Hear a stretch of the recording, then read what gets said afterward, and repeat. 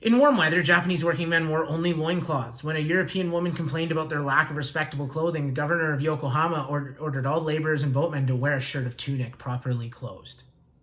So, in 1872, the Japanese government passed a law to prohibit tattooing, including that done by the Ainu. So now we're getting rid of indigenous people's stuff. Okay, public bathing, an essential Japanese ritual, shocked proper Victorians. Public baths were ordered to be closed or modified. So, yeah, okay. Imperial court etiquette was also changed in an effort to westernize. Court advisors realized that Western diplomats were not used to removing their shoes at an imperial audience. They replaced the worn tatami mats with carpets. The emperor learned to shake hands with, and great difficulty to constantly smile. European-style food was served at emperor's receptions as well. So instead of having the food of the culture, you ate what you were used to back from your house. So it sounds like we're making our house more like your house, which is...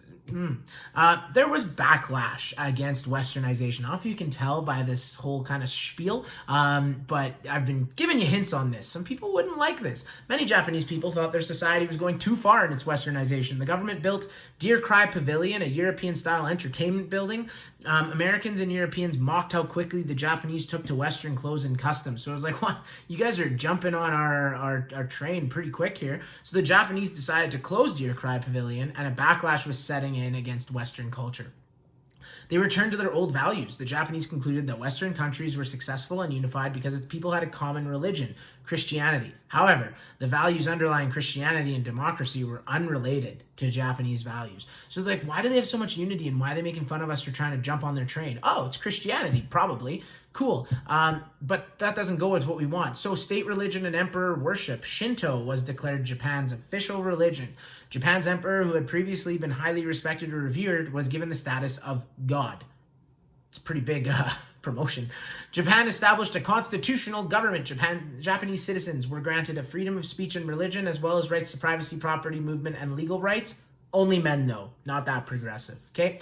There would be a House of Peers, nobility, and a House of Representatives, elected by the people. Oh, a two-house system, kind of like the House of Commons, Senate. Okay, Meiji reforms. They abolished the feudal system, land redistribution, westernized the school system, French and German, modernized the army, Prussian, built a modern navy, British, emperor worship intensified, human rights and religious freedom, written constitution, kind of like the Germans, and modern banking system.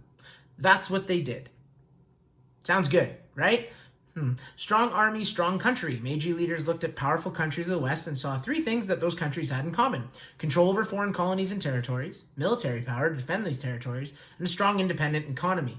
Keep this in mind. Japan had been isolationist, which means that they did not do these things. They're like, we're just going to mind our own business. When a country decides to not mind their own business and go public, they have to think about how they're going to defend themselves as well. So now all these things that sound like, well, duh, didn't they know that? Think about it like if the Aztecs would have done that. If they would have actually modernized and tried to have a fighting chance, maybe they'd still be around to this day. Strengthening military. They started to strengthen their military in two ways. They had conscription law of 1873. All males would serve in the military for 3 years and do reserve duty for 4 more years.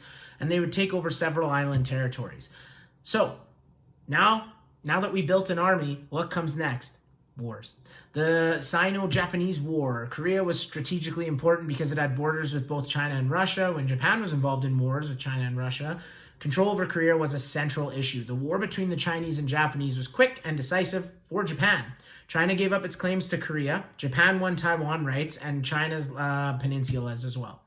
Then there was the Russo-Japanese War.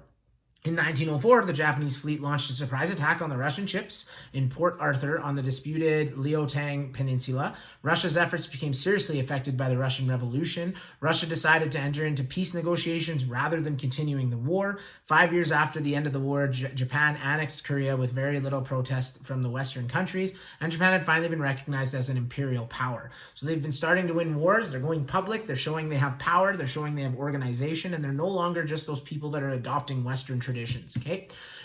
End of an era, though. Emperor Meiji dies in 1912. His leading general and the general's wife committed junshi, ritual suicide.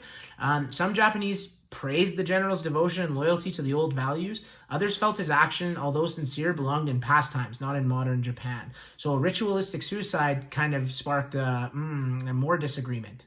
20th century and beyond, now we move on. So the militarization and imperialism that began the Meiji era led Japan to its involvement in World War II and eventual defeat in 1945 with the dropping of atomic bombs on Hiroshima and Nagasaki. So because of this, all their warring, they brought in more, well, war brings in prosperity and bad stuff. So the term miracle has been applied by Westerners more than once to Japan's modern history. It has been used to describe its achievements in Meiji, when in just half a century it developed from an obscure isolated land of paddy fields to a major imperial power. Only 50 years, okay? It was used again just a few decades later to describe the nation's even more rapid post-war after World War II rise from the ashes of defeat to become by some measures the wealthiest on the planet, and by any measures a huge economic superpower. So even though they didn't win World War II, they still became a massive superpower. And it's because of their advancements over such a quick time. Young people in Japan no longer expect to find lifelong jobs, though, when they leave school. A growing number of them live at home with their parents. So this is Japanese youth today. Many young people have become freeters with wild clothing and colorful hair who drift from one part-time job to another. There are a growing number of reports of problems such as violence, bullying, and absenteeism in Japanese schools. Just as anime and manga spread around the world, the youth of Japan are being influenced by foreign, mostly American music and fashion, and some complain that Japanese youth is simply copying foreign culture and have lost their Japanese identity, right? So warring and all of that kind of stuff, it does affect your culture's identity. Japan, 20th century and beyond, has changed a ton. So our question for this week, we're going to tackle this a similar way with the D2L Dropbox is, okay? The question for today is, how do you think Japan modernized too quickly? Based on the steps we've outlined together when they were planning, do you think they modernized too quickly and could have become a superpower another way by maybe taking double the amount of time? And I'll clarify this question even more in D2L. So check it out. Check out our D2L post. That's where the question will be fleshed out a bit better. Do you think they went too fast about modernizing? And otherwise, that's our final social studies notes video. I know I move fast. I know I talk fast. So go ahead and rewatch it, rewind, do whatever you need to do. And guys, I'm so sad we couldn't have these discussions in class. I feel like you would have had so much to say about this topic. So please make sure you put it into your D2L journals there, on the Dropbox. And otherwise, stay tuned for more social updates.